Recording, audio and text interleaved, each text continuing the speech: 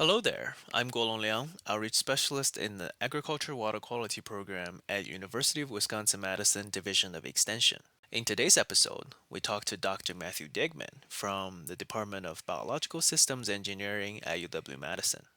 He explained an exciting opportunity to find out more about how much nitrogen is there in your irrigation water through sensing technology. This episode and the project he mentioned are partially funded by the Rural Partnership Institute. If you want to learn more about strategies to reduce nitrogen loss in Wisconsin Central Sands agriculture, click the link in our description in this YouTube video. I hope you enjoy this episode.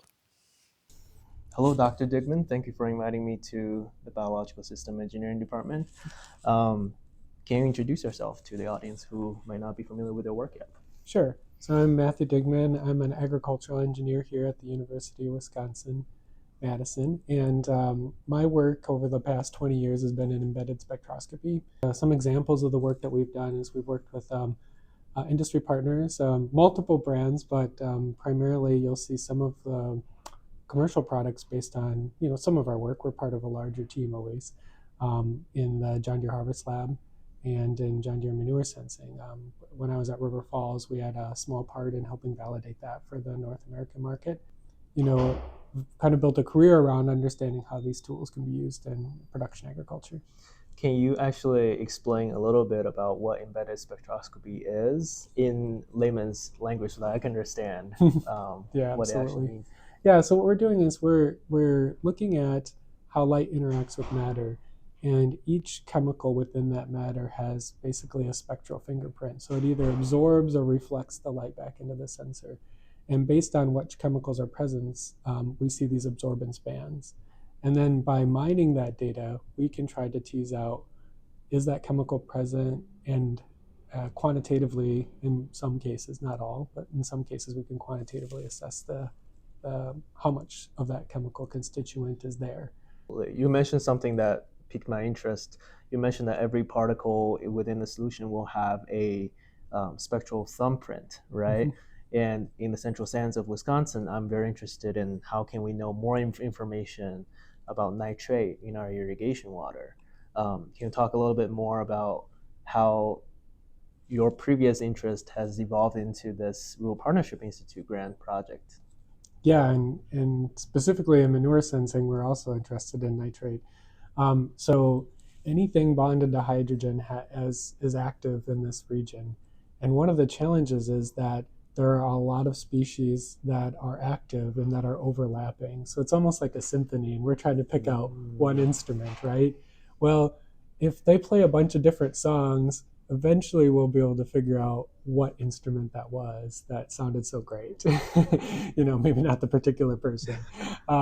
But the idea is that we take data from lots of wells that have these symphonies playing within the water, and we're trying to pick out that nitrate species. And the challenge is that the interference between all the other things that are in the water can make that difficult to do. So we use a statistical method to mine that data out. And the question we have we know that on the lab bench that works, and we have some pretty good quantitative assessment.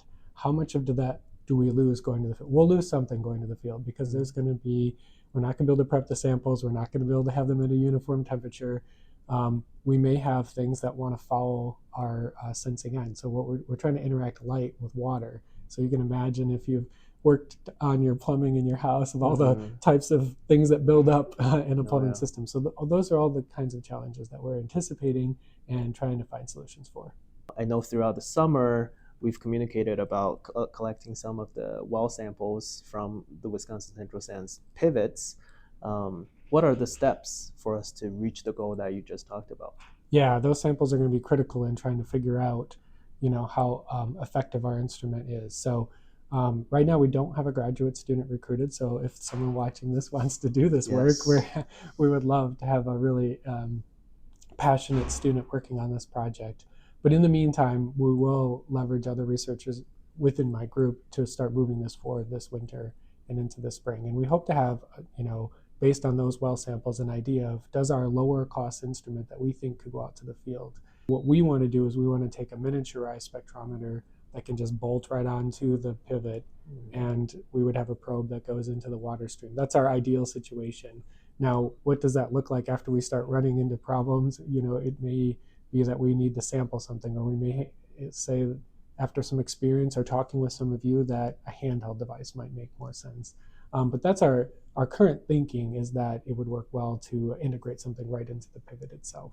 Absolutely. And when it comes to having a farmer getting involved in this project, what are some opportunities for a farmer to get a better understanding of the nitrate levels in their groundwater well?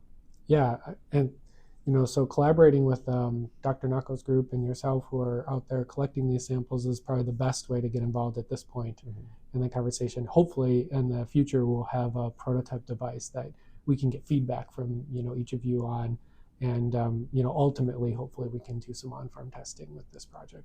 That sounds great. Thank you so much for the wisdom and for your time today, Dr. Digman.